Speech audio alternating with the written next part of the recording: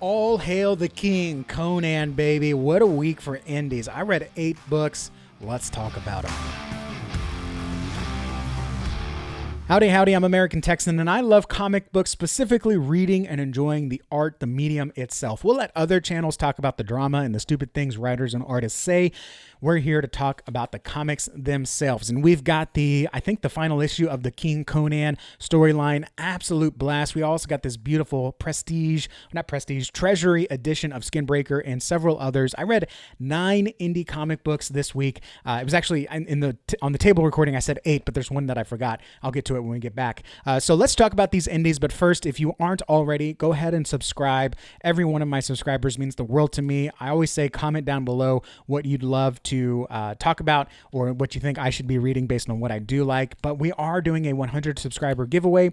Once we get to 100 subscribers, I'm going to put together a little care package of some comics that I have and have enjoyed reading and want to share with you all, and just as a special thank you for subscribing. So be sure to subscribe, and then I'll tell you what to comment when we get back. But let's go to the table and let's talk some comics. All right, so here are the 8 indie books that I read this week, and we're going to go actually in order of numerical order. So the newer books that have lower print runs, lower print numbers, whatever issue numbers, will start first, and then we'll work our way back. So ideally, the best books or the books that I know I'm going to like are towards the back because they have the highest issue number, so to speak. So we've got Ferocious number 3. This one is written by Luke Piotrowski and Emmanuel Ercolani. This one I am enjoying. It's a little bit of a guilty pleasure because it's not something, I don't even know if guilty pleasure would be what I would call it, but it's a little bit outside my norm. And this is following the boy who's following this feral demon that basically the demon has let him live so she can show him how to kill her. But at the same time, they kind of they're kind of unkillable. So this one demon came in and wiped out a whole town, and she saved this boy. So he's kind of like her pet a little bit. The art's really good. The banter between the feral demon and the little boy is interesting. He's got an interesting kind of character too, because he's on the side of the humans, but he doesn't exactly want another human to kill her because he wants to kill her. So it's a very interesting dynamic. I'm really enjoying it. It's a heavy fantasy setting as well. You don't know too much about the feral demons. I'm really enjoying it. The action, the art is beautiful, as you can see within it. So I'm super enjoying Ferocious. Youngblood number 3. And unfortunately, this is my breaking point. I love Rob Liefeld's art, but this universe here, I'm just too outside of. I really like the first 3 pages. I thought this was interesting. You get this intergalactic meeting for peace, and then this eternal figure type shows up. I have no problem if people want to say this is derivative of the work that he's done or is doing with Marvel, for example. I know a lot of people have issues with this character's, I'll know his name when I see it. His helmet is basically Magneto's. I'd have no problem with that. I enjoyed this. In fact, I know a lot of people also think that the main character here, can't remember his name, he's kind of Cable-ish or Deadpool-ish, and there is another kind of Cable type character. Anyways, I don't mind any of that at all. Like, this Xerxes character is pretty cool. The art in this I'm really enjoying. I just have no idea who all these characters are, and I'm just too lost. I'm getting cross-eyed while I read it, and as much as I enjoy it, maybe if this came out on a week when not much else came out, I would enjoy it more. But since it's coming out with all these other books and I'm enjoying them so much more, it just makes it more difficult to get through this. So unfortunately, Youngblood number 3, as great of a illustrated book as I think it is, I'm just way too outside of the world. I gave it a shot and I just cannot keep up with it. I am removing this from my pool, but that said, it's still a high quality book. I'm really enjoying this. I like the cardstock cover, just not for me. Capes number 3. This one, hey, what's on the cover is what's in the book, and I'm really enjoying that one. So this one's by Robert Kirkman, illustrated by Mark Englert, and I was a little kind of mid on this one, but I still enjoyed it. There's some great action in here. Gets a little gruesome, gets kind of adult in places, nothing that I can't show on YouTube.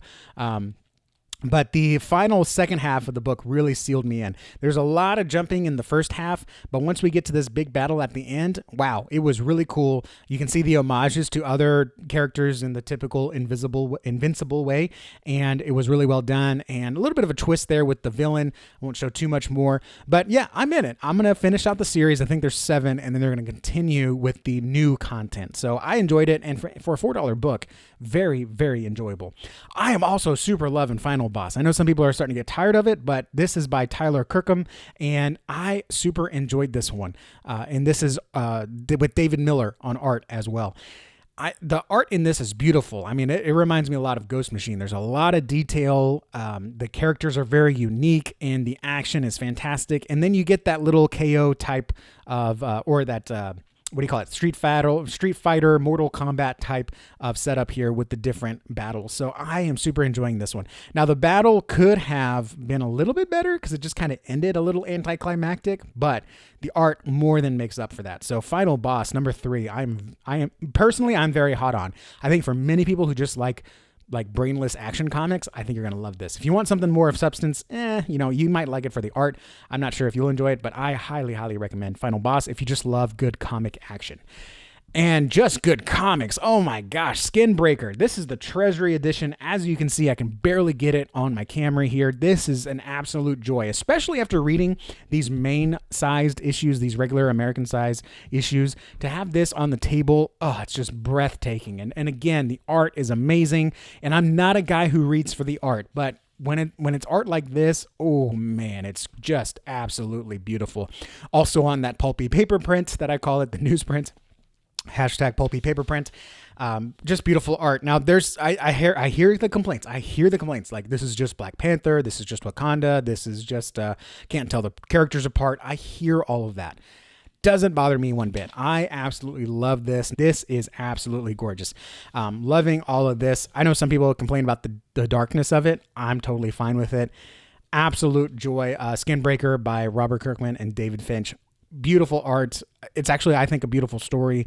Lots to think about, life and how we carry ourselves, and breaking norms for something new, but also conserving what makes you you.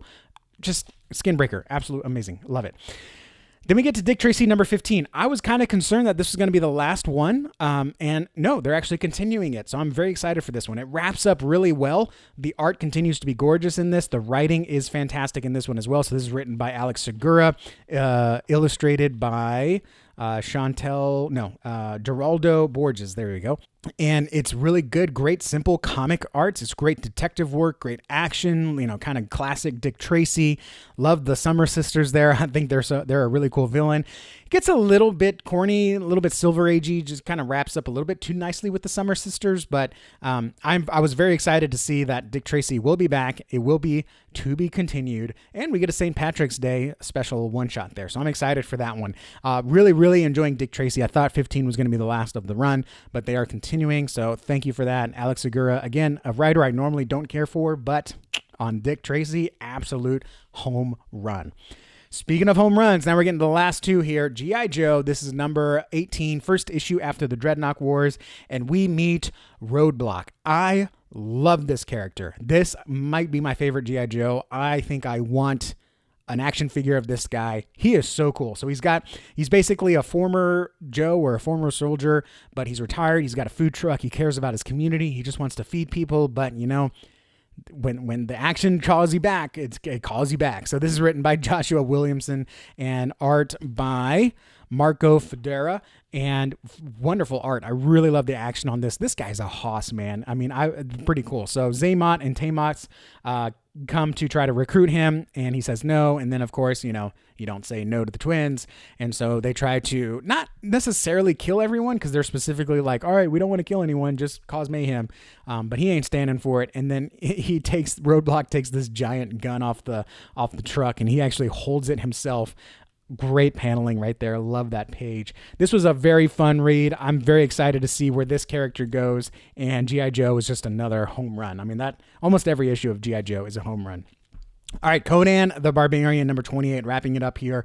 Last thing I read. This feels a little bit thicker for a Conan book. King Conan, I know, is a lot of people's favorites, and we've never had the story of how Conan became king. For me, that wasn't a huge thing that I was missing or wanting, but man, this really wrapped it up so well. This is written by Jim Zub and illustrated by, I should know this, but I don't. Here we go. Fernando Dagnino. I'm assuming if that's Italian, that's how you say it, Dagnino. And wow, beautiful art on this. And this really is almost like a historical retelling of the battle of the rebellion, so to speak, and just absolutely gorgeous. Every panel. I love the way Jim writes these prose blocks here. It's not overly done. It's beautifully descriptive. The art brings out the narration, and then you do get some dialogue here of the different princes or counts or dukes, I don't know, that could become king. And the way that Conan becomes king actually kind of surprised me. It was a little, I thought, outside of what Conan would do, but hey, I'm here for it. And just pages like this, I absolutely love. I think this is kind of what all new DC history was trying to do, but this is the standard of how these historical tellings should be done. I'm not saying that DC new history of the DCU missed the mark. I'm just saying, like, if it had read and was illustrated like this, I would have loved it and liked it even more. So really well done. Then we finally see the king dethroned. Final battle here. Just beautiful art, beautiful storytelling. Absolutely love this. And yeah, I'm glad the story was told. It was a really, really well done story. So top 3 for this week is hard to choose, but I'm going to go with Skinbreaker, Conan, and G.I. Joe. I think we're going to go with Skinbreaker number 3, Conan number 2, number 1 for the week for me, G.I. Joe. But this is really, really tough. I believe I gave all of these issues 5 out of 5. All 3 of these issues 5 out of 5. The other issues were good except for Youngblood. I enjoyed reading every single one of them except for Youngblood. Unfortunately, that's going to be removed from my pool, but there is my top 3 and the indies that I loved this week. So there you have it, my top 3 books of the week: Conan, G.I. Joe, and Skinbreaker. Absolutely love those books. I mentioned at the beginning there was one book I forgot to talk about, and that is Wrestle Heist. This is by Kyle Starks. Wrestle Heist number 2 is actually should have been the first book that I reviewed at the table. But this is a very enjoyable read. In fact, I may even say this is my 4th favorite book of the week. It is a little cartoony. I know that's a little bit of a turnoff for some folks, but if you like wrestling, or if you grew up with, like I did, with wrestling in the aughts, I don't watch it anymore. This is a very enjoyable, very humorous read. Kyle Stark's one of my favorite writers right now, both indie and DC. So this is very enjoyable. Wrestle Heist number 2, I did really like it. So thank you for watching. If you like this video, click the like button. If you didn't like the video, click the dislike button twice, just so I know I won't take you seriously otherwise. And like I said, we are doing a giveaway for the first 100 subscribers. Comment down below. After you hit the subscribe button, comment below free 100, FREE 100. Once we hit 100 subscribers, I'll give it a week, put together a care package, and then pick one lucky winner. And then we'll get your information somehow and send you a care package. So again, thank you guys for watching. Your time and attention mean the world to me.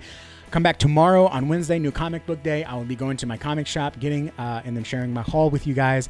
Appreciate you, and I'll see y'all in the next video. Adios.